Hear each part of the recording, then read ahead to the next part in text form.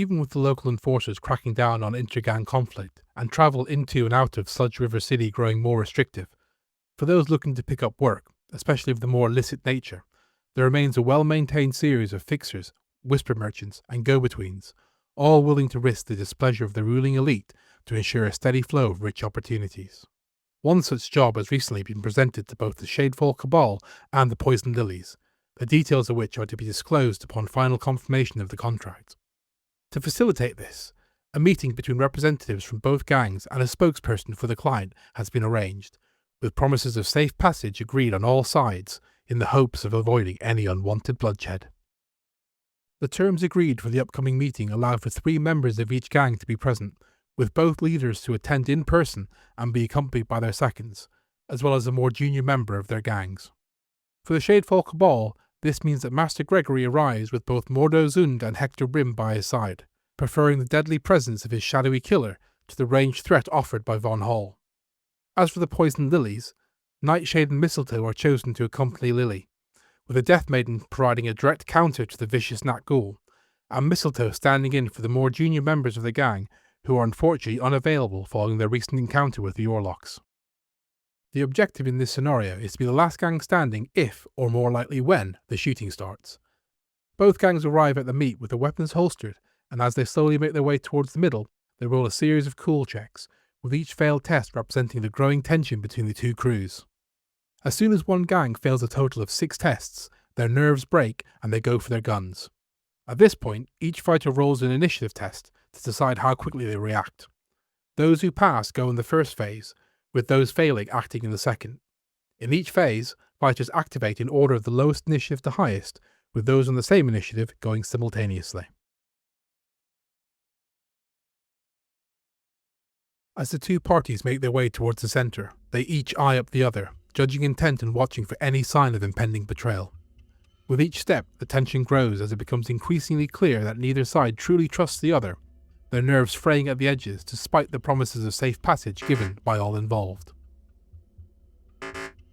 With a glance to either side, both Gregory and Lily continue moving forwards, willing their fighters to keep it together long enough for whatever deal needs to be made to take place. Between them, the client's representative dispenses words of platitude towards both groups, thanking them for attending and promising that neither will regret taking part in the opportunity his patron brings to the table. With their attention never fully leaving the other gang, both leaders listen carefully as the details of the job are laid out before them.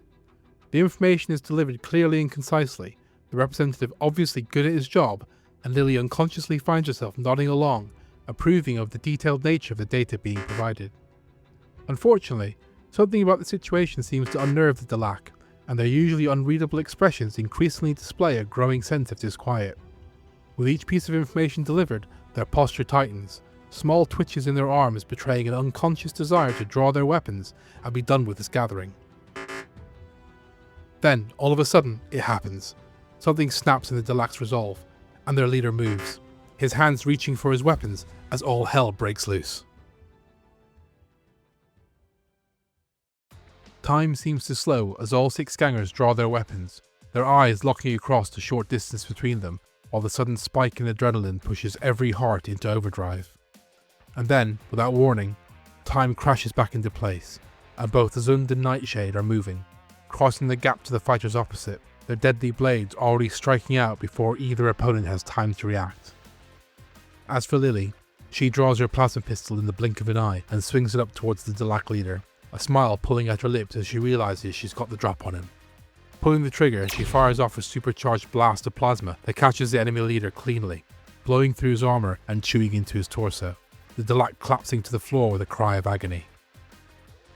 As Gregory crumbles, Nightshade steps up to her opponent and unleashes a vicious series of blows, her power sword and stiletto blade lashing out to cut deeply into the enemy. The multiple strikes are enough to put the fighter down, and his body slumps to the deck with a deep laceration across the side of his head.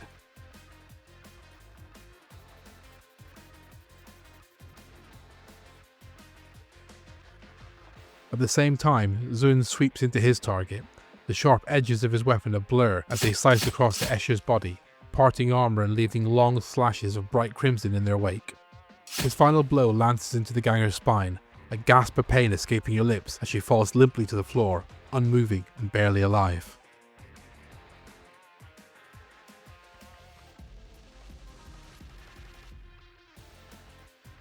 With his world a sea of pain, Gregory grits his teeth and forces himself to stand, pushing aside the agonizing sensation of plasma burns as he flicks his gun to full power. Raising the firearm, he aims towards the ESCHER leader across from him, the look of surprise clear on her face as a soft beep tells him his gun is ready. Firing, he sends a high-intensity burst of plasma flashing towards his target, the blast catching her squarely in the face and knocking the ESCHER off her feet, her gurgle screams quickly dying away as her body goes limp and still.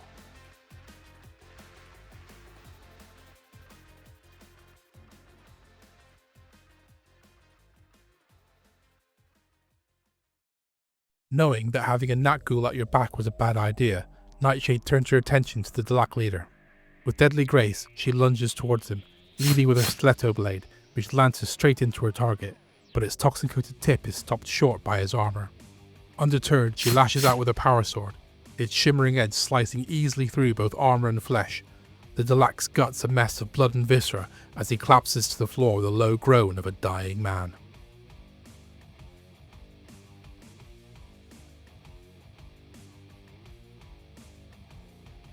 With the leader dispatched, Nightshade moves quickly to put distance between herself and the Natghoul, spinning to face the assassin and preparing herself for a fight.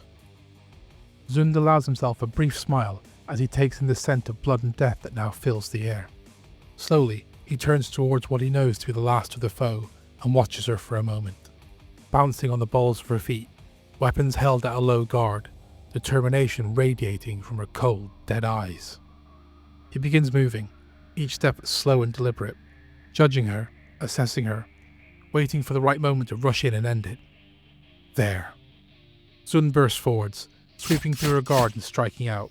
She tries desperately to parry his blows, but his movements are too quick, and his blades slide free to deliver a string of vicious wounds. The damage inflicted is brutal, and as the last blow slides clear, he locks eyes with the ESCHER, following her gaze as she collapses to the floor to lie in a growing pool of her own blood.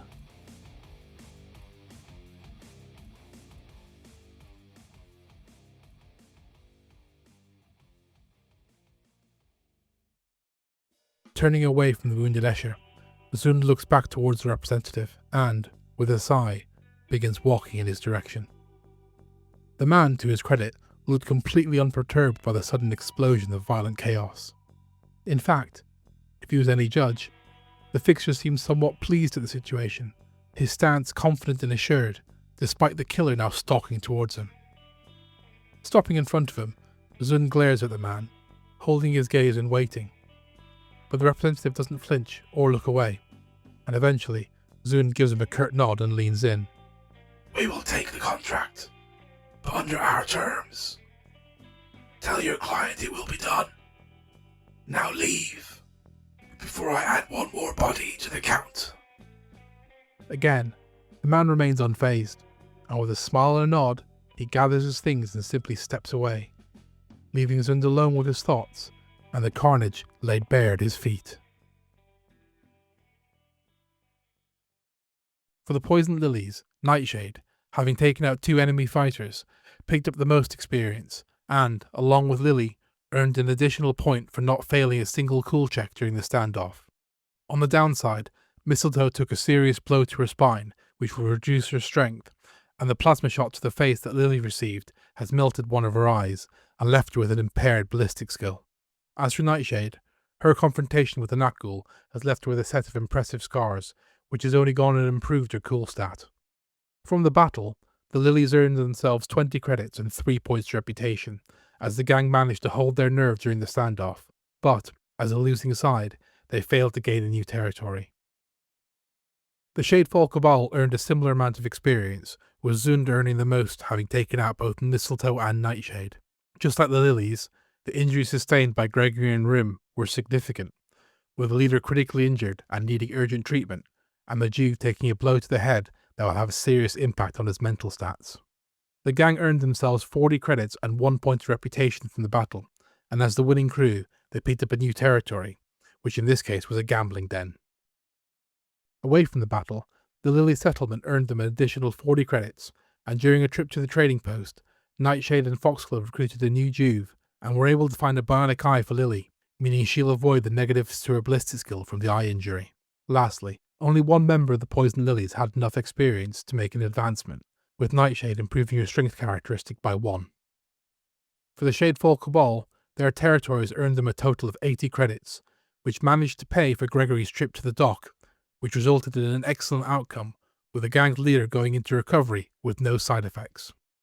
And while Zund was dealing with Gregory's treatment, Von Hall visited the trading post, picking himself up a chameleon cloak and a web gauntlet in preparation for the new contract.